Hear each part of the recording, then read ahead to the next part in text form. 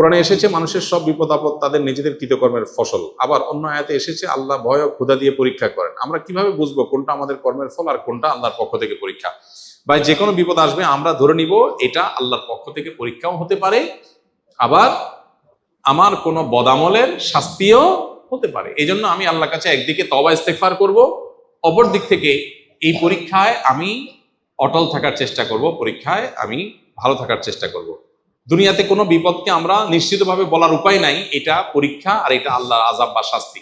অনেক সময় দেখা যায় কারো বিপদ হলে গ্রামে শহরে অনেকে মন্তব্য করে এর উপরে এত বিপদ আসে কেন জানো? কারণ লোকটা অনেক খারাপ, নাইলে এত বিপদ আসতো না। আপনি কিভাবে জানলেন যে এটা আল্লাহর আযাব হিসাবে আসছে?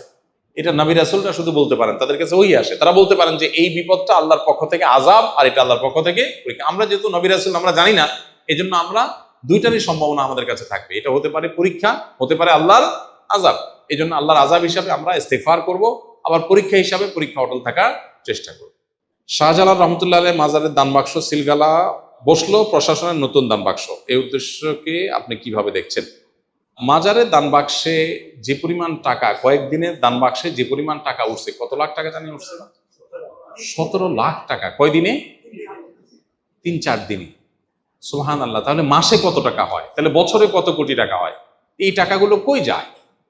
অবশ্যই এই টাকার তসরুপ বা এই টাকা আপনার তথাকথিত খাদেমরা বা পেছনে থাকা লোকেরা যদি এই টাকা ভোগ করে টাকা পয়সা উড়ায় বা টাকা অন্যায়ভাবে আত্মসাৎ করে, তো সেখানে তো প্রশাসনের কাজ করাই উচিত। প্রশাসন তো এমন এই কাজ যদি সেটাকে দমন করার জন্য হয় এবং এটা প্রপার ইউজের ব্যবস্থা করা হয়, তাহলে এটা প্রশংসনীয় কাজ, অবশ্যই প্রশংসনীয় কাজ।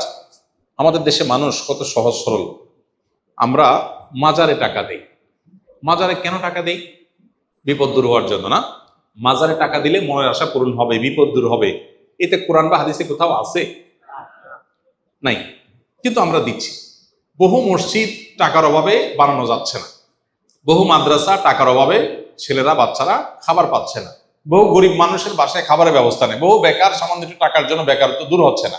অথচ মাজারে গিয়া লাখ লাখ কোটি কোটি টাকা মানুষ ঢেলে দিচ্ছে মিথ্যা আশায় যে এখানে দিলে আল্লাহ আমার সমস্যা দূর করে দিবে। আল্লাহ তো বলেন নাই। শাহজালাল সাবরান রহমতুল্লাহ আলাইহিমা তারা নিজেরাও জীবদ্দশা বলেন নাই যে আমাদের মারা যাওয়ার পরে আমাদের কবর পাশে টাকা ঢেলে দিলে তোমাদের কাজ হয়ে যাবে। তারা বলছেন কোথাও? কেউ দেখাতে পারবে? তাহলে এটা একটা ব্যবসা, এটা একটা কি ব্যবসা। অতএব এই আত্মসাৎ বন্ধের উপায় অবশ্যই প্রশংসনীয় যদি সেটার সঠিক ব্যবহার করার উদ্যোগ নেওয়া হয়। আমরা যারা সরকারি ব্যাংকে চাকরি করি, তাদের চাকরি যদি হারাম হয়ে থাকে, তবে সরকারের অন্যান্য বিভাগে যারা চাকরি করেন তারাও তো পরোক্ষভাবে ব্যাংকের ও রাজস্বের সমন্বিত তহবিল থেকেই বেতন তোলেন, তাহলে তাদের চাকরি কিভাবে হালাল হয়? ভাই, দুইটার মধ্যে পার্থক্য আছে। একটা হলো আপনি সুদের সহযোগী। নবী করিম সাল্লাল্লাহু আলাইহি ওয়াসাল্লাম বলেছেন, লাআনাল্লাহু আকিলার রিবা ওয়া মুকিলাহু ওয়া কাতিবাহু ওয়া শাহিদাইহি।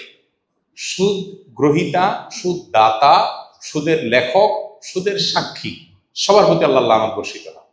আপনি সুদী ব্যাংকে লেখালেখি করছেন, হিসাব করছেন, সুদের সাথে কোনো না কোনো ভাবে আপনার সম্পর্ক সরাসরি প্রত্যক্ষভাবে জড়িয়ে যাচ্ছে। আর আরেকজন এমন কোনো কাজ করছেন, কাজটা হালাল ইটসেলফ, কাজটা কোনো হারাম না, তার বেতন বিভিন্ন সোর্স থেকে আসছে, সেখানে হালাল হারাম মিশ্র থাকতে পারে। এই দুটো এক জিনিস না, দুটা দুই জিনিস।